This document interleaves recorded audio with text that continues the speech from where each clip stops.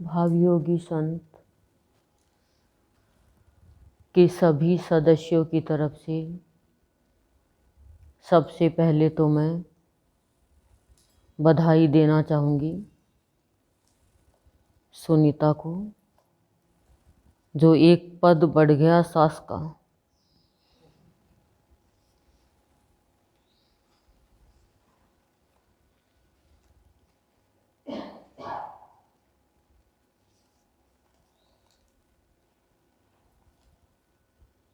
बड़े खुशकिस्मत वाले होते हैं वो बच्चे जिनको सत्संगी परिवार मिल जाता है। शादी से पहले भी सत्संग और शादी के बाद भी सत्संग, यानी पहले का भी सुधार दिया और बाद का भी सुधार दिया। सत्संग से मनुष्य का महत्व बढ़ता है, क्योंकि हमारा ये सत्संग ये गृहस्थियों का सत्संग है। सत्संग कराना, अपने दुख, चिंता, गम, परेशानी, फिक्र ये गुरु को सौंपना है। लेकिन यहाँ तो ऐसा लग रहा है कि जब मनुष्य की भावना शुद्ध हो जाती है तो ये भावयोगी संत खुद सत्संग करवाता है। बच्चे को इतना नहीं ज्ञान होता कि मैं सत्संग करवाऊं, मैं उपहार दूं, लेकिन ऐसे रोंगटे खड़े हो रहे हैं कि सत्संग के माध्यम से ये अपने बच्चों का जब शुद्ध भावना हो जाती है, उसका गम लेना चाहता है, उसका दुख, उसकी चिंता, उसकी वो गम से भरी हुई स्थितियां अपनी ओर लेना चाहता है। और देखो, 11 के दिन शादी से पहले का सत्संग हुआ और 11 के दिन फिक्स हो गया, 11 ही थे उस दिन, और फिक्स हो गया कि सत्संग आई बहू का करेंगे।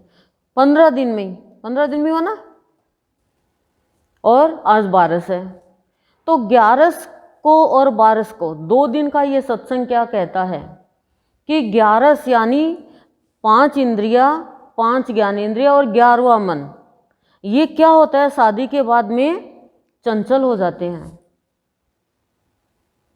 इनमें वासना की स्फुरणा हो जाती है। इनको एक इष्ट को सौंपना चाहिए, तो फिर उस रस की प्राप्ति होगी जो रस गृहस्थी में प्यार और भाव बनाएगा।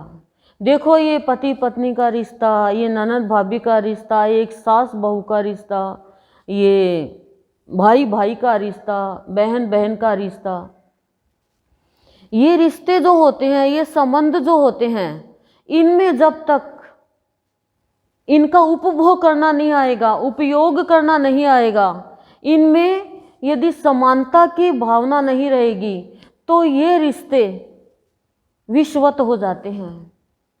तो और रिश्ते हो भी जाए तो काम चलता है, लेकिन पति पत्नी के रिश्ते में तो समानता होनी चाहिए, क्षमा होनी चाहिए, दिन दोगुनी रात चौगुनी आपस में समझ खुलनी चाहिए।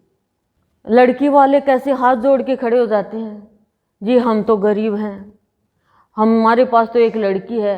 मैं कहती हूँ गरीब लड़के वाले हैं, वो तो धनी है जो लड़की का धन दे रहे हैं, हमें धन दे रहे हैं, मांगने वाले तो लड़के वाले हैं। बताओ नहीं है क्या? पर हमने उल्टे रिवाज कर ली, वही बेटी के माँ बाप तो कमजोर होते हैं। कहाँ से कमजोर होते हैं? कुल वधू दे रहे हैं तुम्हें घर में, पर कुल वधू का भी सिद्धांत होना चाहिए कि अपने दोनों कुल की लाज रखे, कुल के अनुकूल चले। यदि कुल के प्रतिकूल चल रहे हैं तो फिर वो दान महादान नहीं बनेगा। सबसे बड़ा दान क्या होता है? कन्यादान। सबसे बड़ा दान होता है। जिसने कन्यादान कर दिया उससे बड़ा कोई दान ही, महादानी होता ही नहीं है।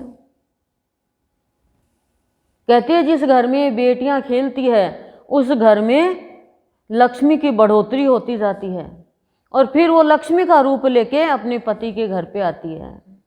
तो ये दाम्पत्य जीवन, ये पति पत्नी का जीवन, ये कैसा जीवन होना चाहिए? ये शिव पार्वती के जैसा होना चाहिए।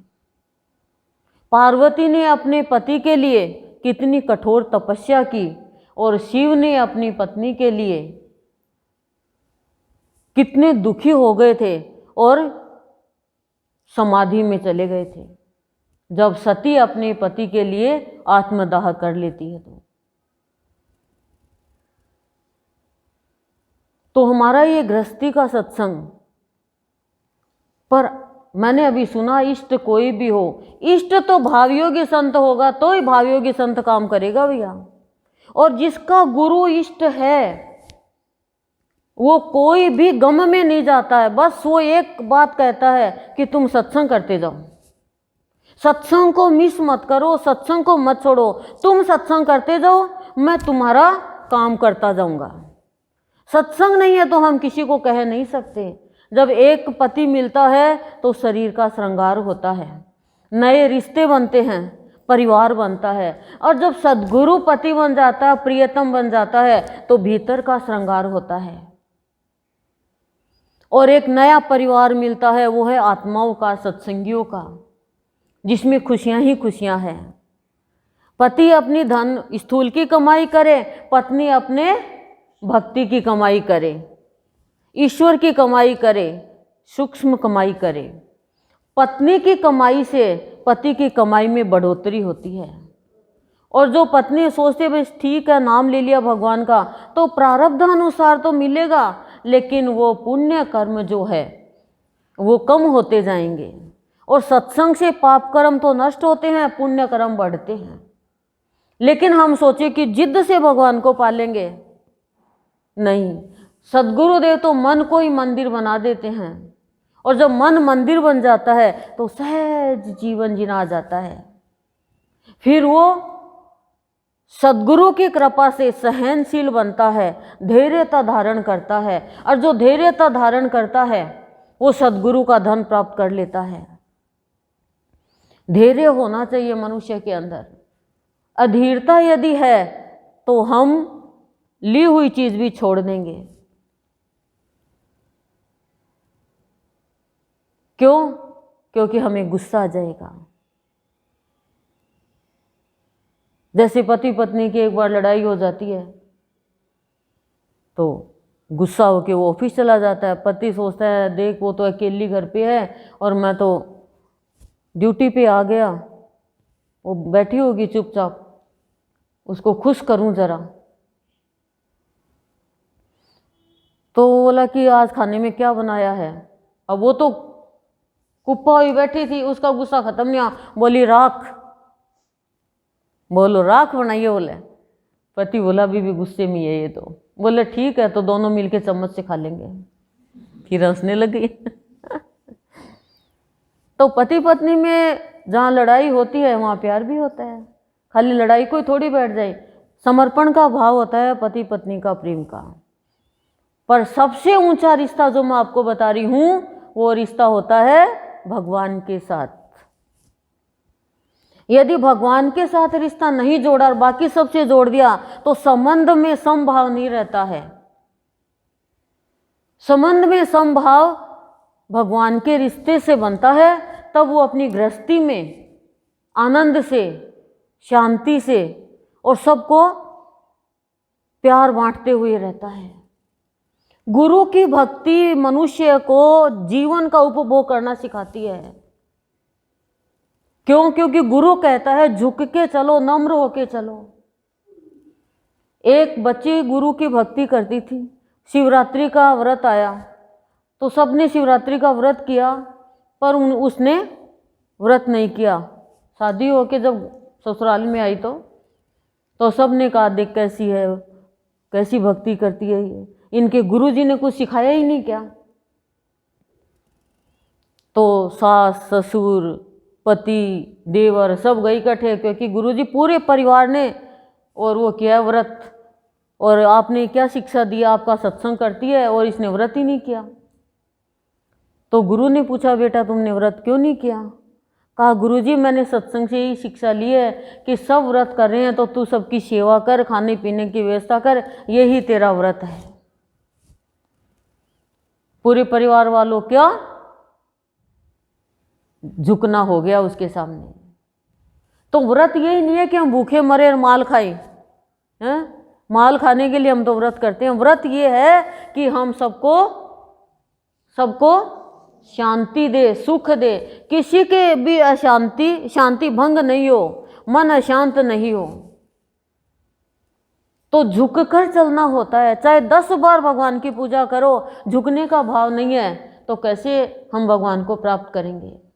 अकड़ का भाव है तो अकड़ के चलेंगे तो सामने वाले को भी अकड़ना आता है। और आप झुकोगे तो सब आपके सामने झुक जाएंगे। पर झुकोगे कब? जब आपके अंदर प्यार होगा, भाव होगा, अहंकार खत्म होगा, तब झुक पाओगे। और फिर वो संसार में हर जगह प्यार बांटता हुआ भ्रमण करता है, अपने स्वरूप को जान लेता है। लेकिन सत्संग करना, सत्संग कराना सबसे बड़ा पुण्य का काम है। पाप कर्म नष्ट होते हैं, गम खत्म होता है और प्रशंसा का पात्र बनता है वो।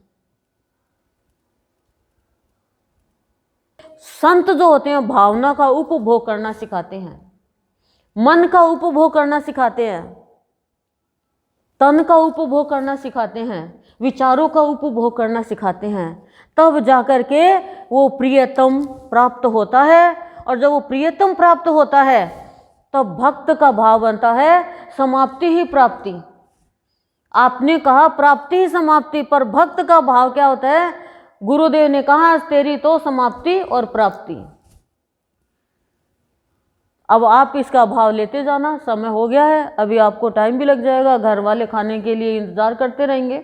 इसलिए आज गुरुदेव के चरणों में यहीं पे सत्संग को विश्राम देते हुए विश्राम लेते हैं और राम की चाह लेकर के प्रसाद लेकर उपहार लेकर जाएंगे तो जीवन उपहार बनेगा। ओ